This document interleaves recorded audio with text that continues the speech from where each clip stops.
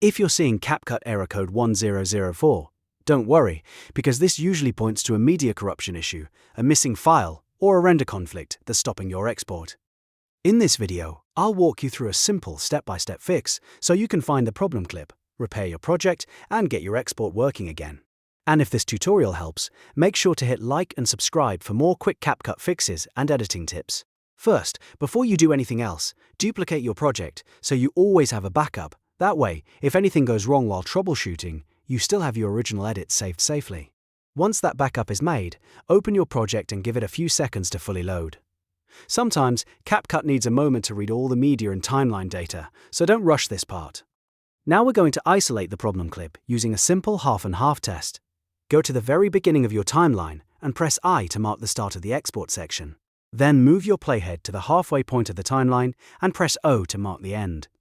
Export that first 50% of a timeline and see what happens. If the export works, that usually means the bad clip is somewhere in the second half. If the export fails, the issue is likely in the first half.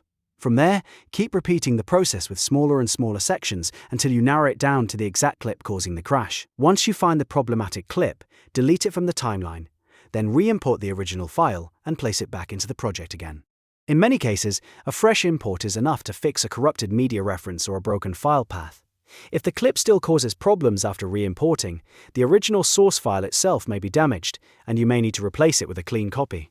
If your clips seem fine, and the problem is still happening, the issue may be with your CapCut settings, especially hardware encoding. On some systems, GPU acceleration can conflict with the render engine and trigger export errors like 110004. To check this, go to the menu in the top left corner, then open Settings. Click the Performance tab, and look for the option that says Speed up hardware encoding and decoding. Uncheck that box, then click Save.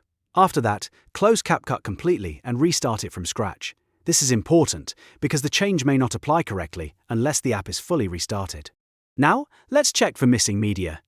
Scan your timeline carefully for any red clips, warning symbols, or media loss messages. These are strong signs that CapCut can't find one or more of your source files.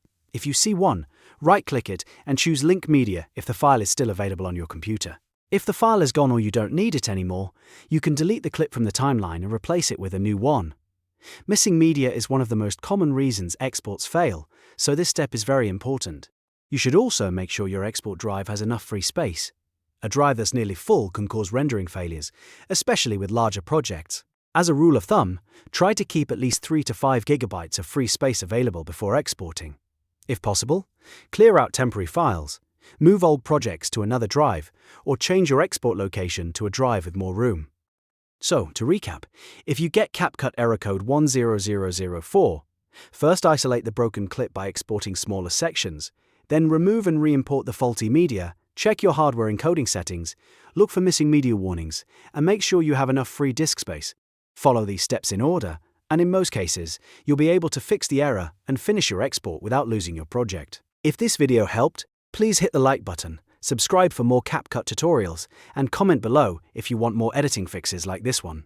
Thanks for watching, and I'll see you in the next video.